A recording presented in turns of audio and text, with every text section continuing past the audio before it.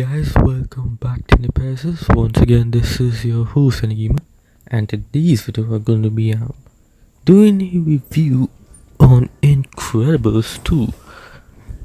Alright, now I noticed that I haven't really been posting anything on the channel as of late because the whole YouTube thing, it seems like it's just getting worse and worse. It's probably at the point that I don't even feel like posting anything on the channel at the time. But all that aside, I still just going to do movie reviews for the time being, right?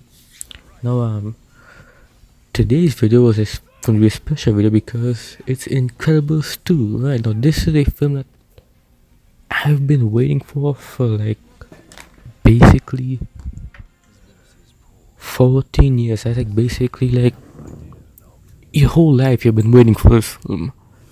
Because I remember the first one was an instant classic. I saw it in 101 theaters. It was like a special event that we had way back in 2005, because back then in those days films usually take out at least a couple months before it come out, unlike today they go wide everywhere at one time, right? But back then we used to wait. But it wasn't really a thing though, because back then I wasn't really unsure of what it was, or in fact it was a cartoon. And when I saw it, it really blew me away. I still have to say there's still bits from the film that I remember even up to this day, even though I haven't really seen it in like a long time. It's been like a couple years since I remember seeing it. Yeah, it's basically one of the best films of the early 2000s. Now, here we are,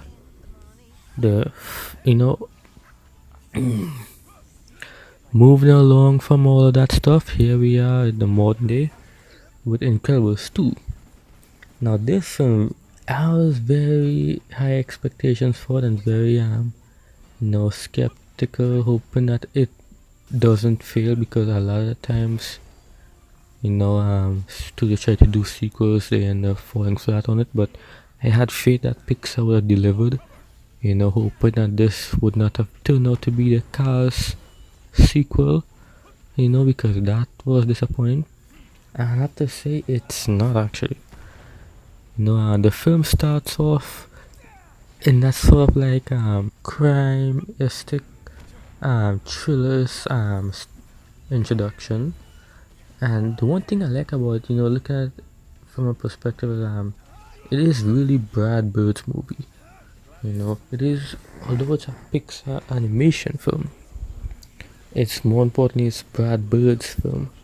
And if you've seen Brad Bird's movie that he directed, animation and like actual live action with real people, you can see a certain style he has in his writing. He makes it very fast paced in a sense.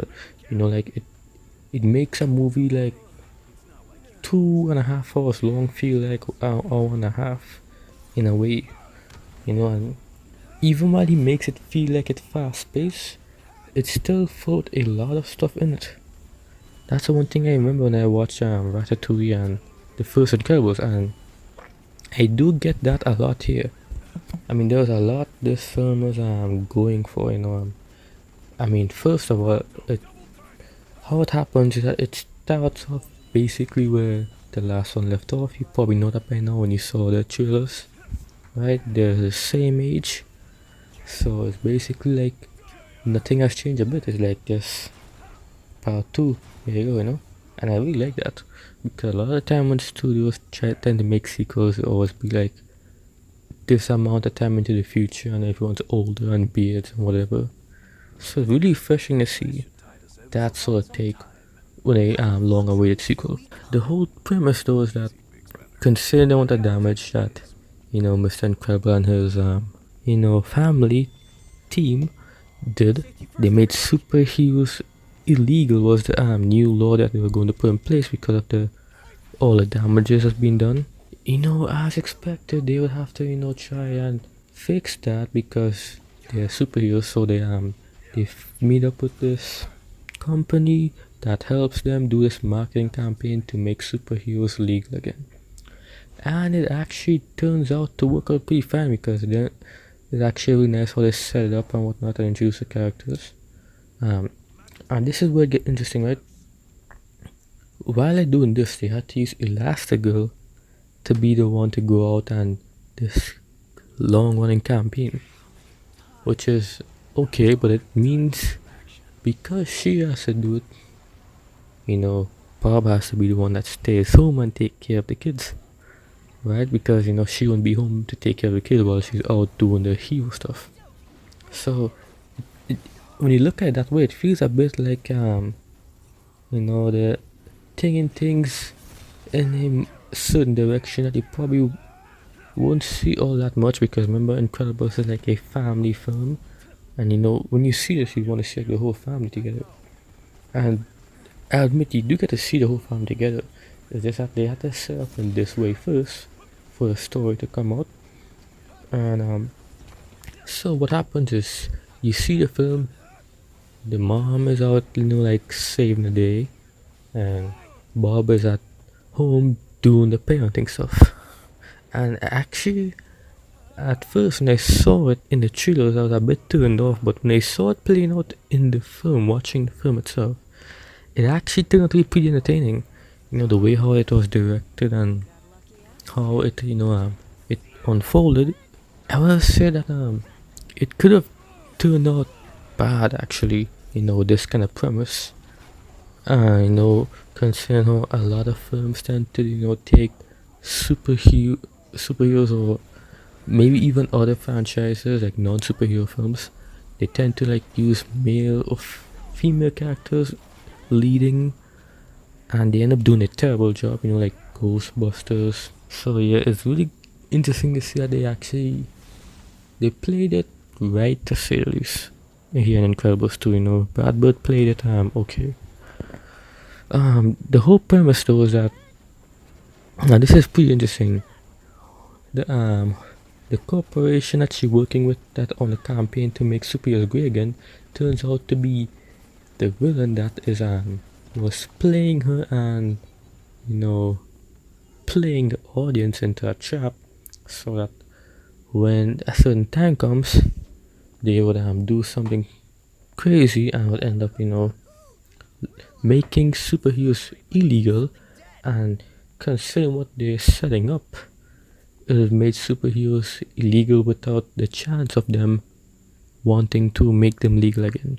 The whole idea of it was manipulate the audience. That was the whole idea of what the villain's play was.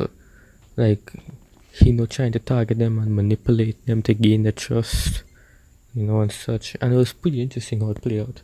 And the one thing I like to say is, for an animation film, this was directed pretty well.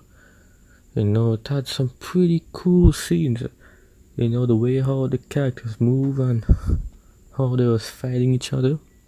I have to say some of the best parts in the film was actually, even so, with all that, I have to say some of the best parts of the film was probably with the dad being at home.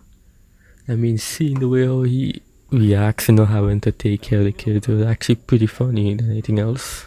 Overall, I have to say that with all the stuff Incredibles 2 has been playing out, it actually nails it.